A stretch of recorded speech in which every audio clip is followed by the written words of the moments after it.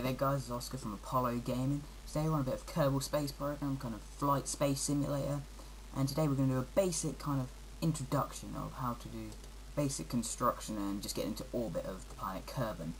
So I'm going to go into, I'm going to make my YouTube game.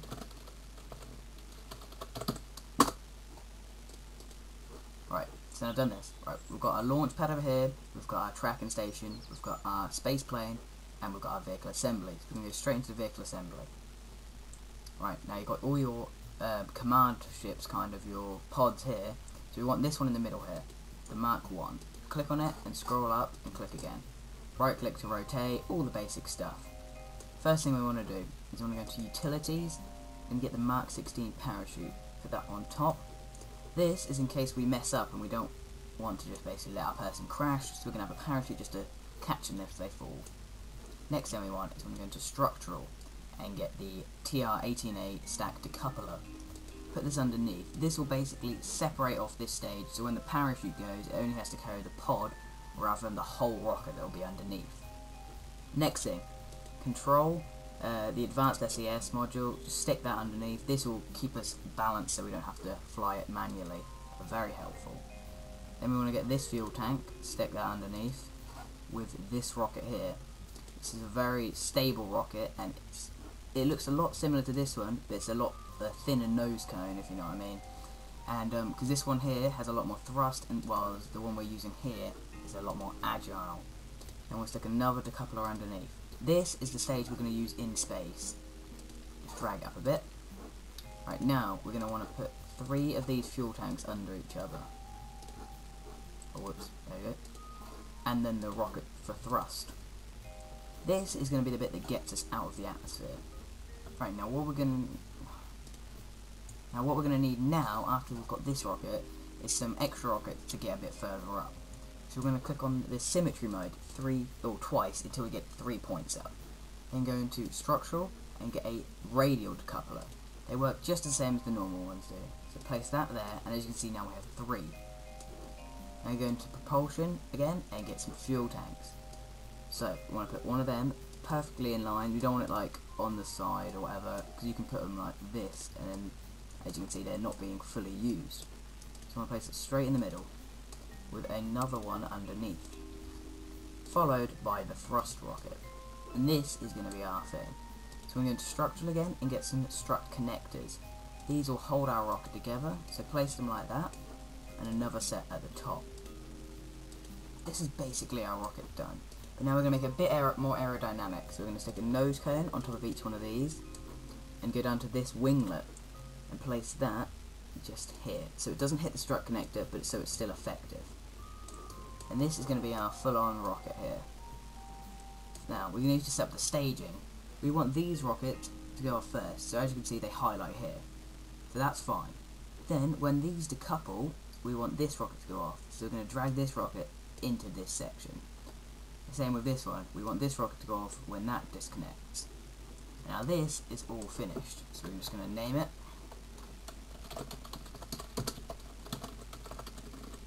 Save it, and go to the launch pad. As you can see, we're now on the launch pad. This is our rocket here. Right click to rotate, scroll in to zoom out, and then right, now what we're going to do is let it load a bit. There we go.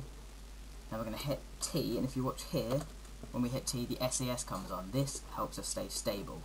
Very helpful. It basically, whatever way we're pointing at, will keep us facing that way. Now Shift and Control bring up and down your throttle, and X cancels it completely. We're going to want to bring it up to just over 2/3. Now we've got our thrust on that, we're going to want to launch. Just hit spacebar, and we'll be fine.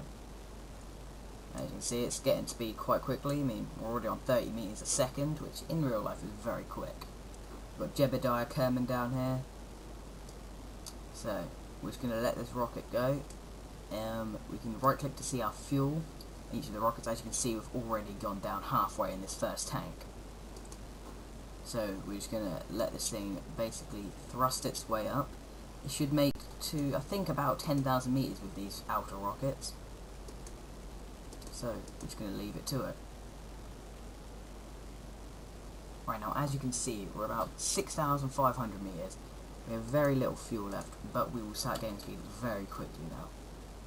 So here's our atmosphere bar. When we hit 70,000 meters, which seems like a lot, but it's not really, then we are out of the Earth's gravity. We will still be pulled back in, but we are no longer affected by it as strongly. We're at 10,000 meters now, and we are about to lose these rockets.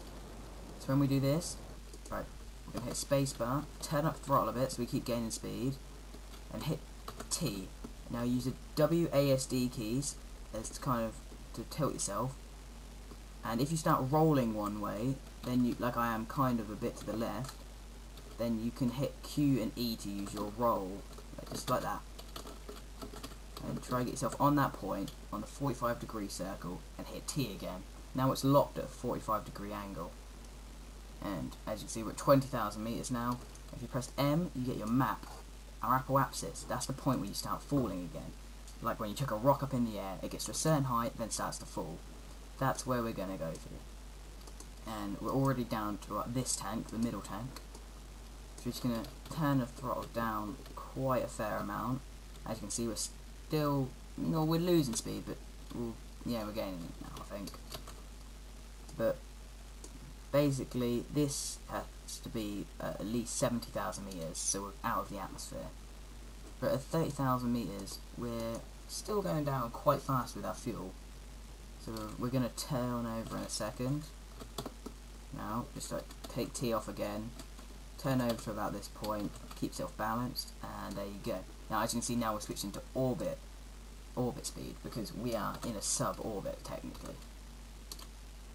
And we have got a bit of fuel left. We'll have enough, definitely. But as you can see, we've got the moon ahead of us. Could go for a perfect thing, but this rocket has nowhere near enough fuel. So we're going to go for a quick burn now. So we want to turn the throttle up to full. Leave that to do its work. Keep an eye on our fuel here. We don't want to let this drop below about 80. We want to burn this up so it's quite high. And when this gets about 60,000, we'll probably cancel it out by pressing X. There we go. Now start it again, but very slowly.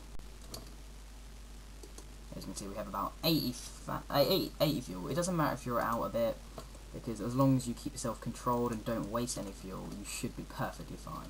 Right now we're going to tip ourselves over a lot more. Probably to about this line.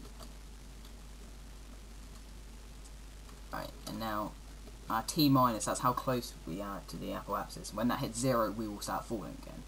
We want that to either stay still or start gaining, so we're going to throttle up a bit. Now we are literally about to go into our last rocket, and we're about 60,000 meters up. Our apoapsis is about 67, so we're going to go to flat, which is where the orange and the blue meet. We're going to go here and lock ourselves in place. Now, what we're going to do is we're going to throttle up until we run out of fuel with this rocket, as we have.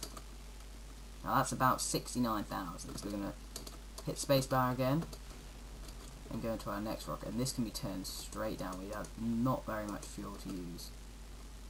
So as you can see, we've got this here. So we're going to hit X and set up a maneuver node. This is 71,000. Click about here, add maneuver. So we're going to want to increase our thrust until they spin around, which when they do means they are very close to each other. That is at 69,000, so that needs a bit more thrust.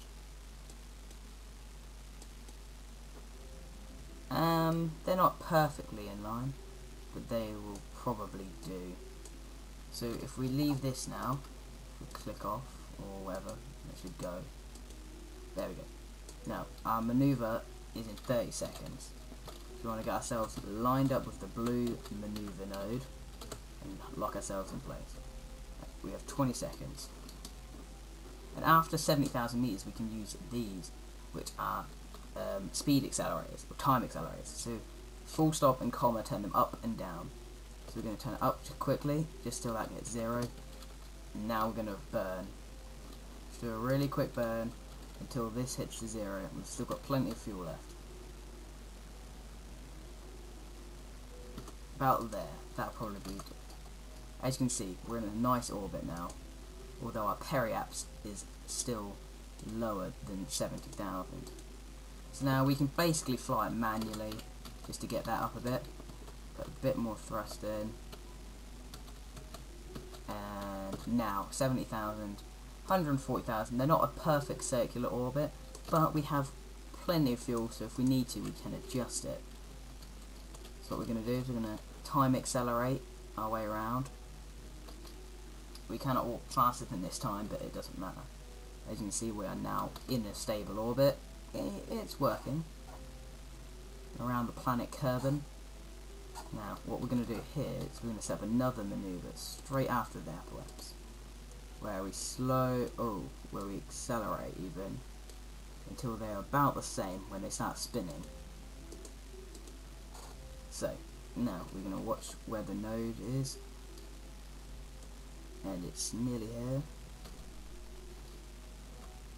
And when this hits 0, now we can spin round quickly with the last few seconds left. We get ourselves in this and throttle. Now as you can see, 141,000, 140,000. We are officially in a level orbit around the planet Kerbal. Not hard at all. Very simple. This has been Apollo Gaming. Please like, comment and subscribe, and that'll be all.